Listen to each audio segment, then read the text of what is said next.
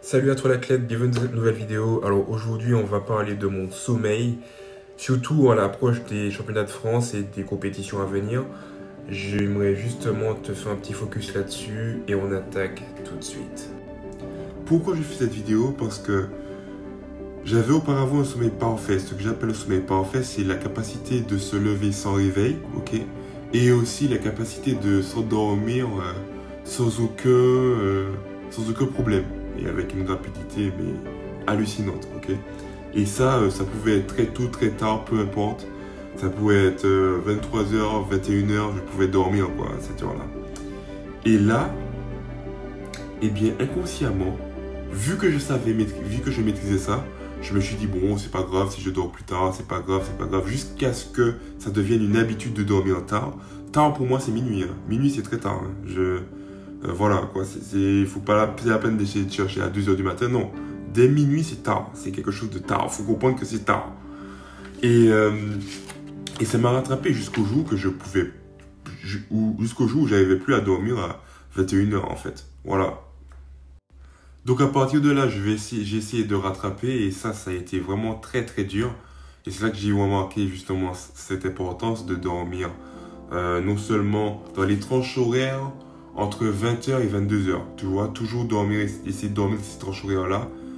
Et aussi avoir la capacité, comme je vous avais dit, de me lever à l'heure que je voulais. Quand je vous dis que je me levais à l'heure que je voulais, j'avais un rendez-vous à 8h, à 9h. J'arrivais à me dire dans mon cerveau, et c'est possible, hein, c'est quelque chose de vrai, je vous jure que c'est vrai. C'est quelque chose où, ok, tu as un rendez-vous à telle heure, 9h, 8h, bon allez, je vais dormir, et dans ma tête, je me dis, il faut que je me lève avant 9h, ou avant 8h. Mais automatiquement, ton cerveau le fait. Automatiquement, ton cerveau le fait. C'est possible. C'est possible. Je l'ai vécu et je le vivais pleinement.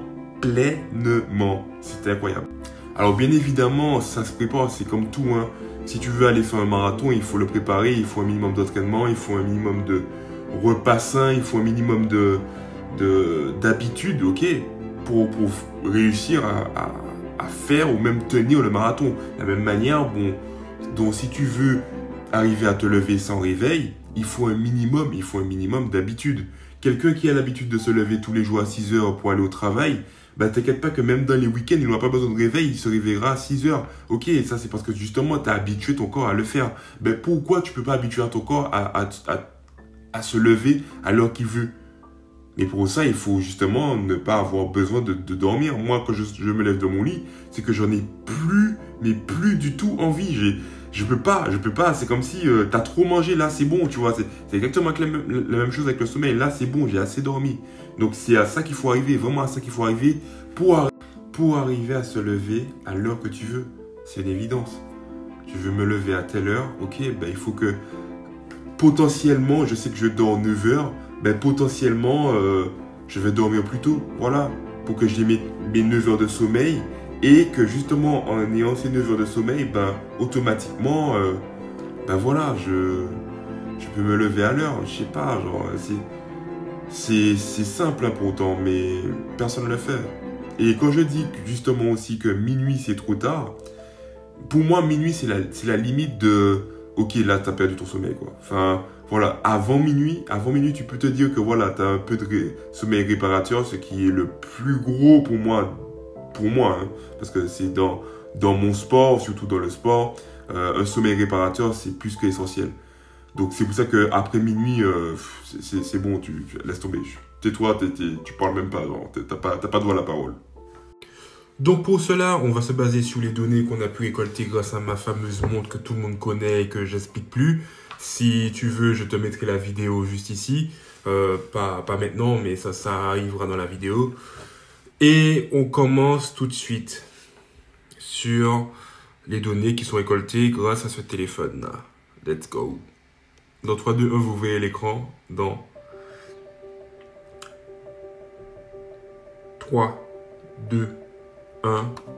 Boum! Donc là, on est sur mon écran. Il est juste ici, voilà, très bien. On voit les différents sommeils que j'ai pu avoir durant ces derniers jours, ce qui est vraiment intéressant et qui peut nous aider Donc là, on voit qu'aujourd'hui, par exemple, j'ai fait 10 heures de sommeil, ok. Ça semble énorme, mais en réalité, tout le monde peut le faire, hein, ça. Parce que vous avez bien vu, il y a 2 horloges, donc il y a 2 sommeils qui ont été faits en réalité. Et ces 2 sommeils sont en réalité effectués justement un pendant la nuit, donc où j'ai pu faire, on peut voir ici, où j'ai pu faire 8 heures, 8 heures, voilà, donc normal.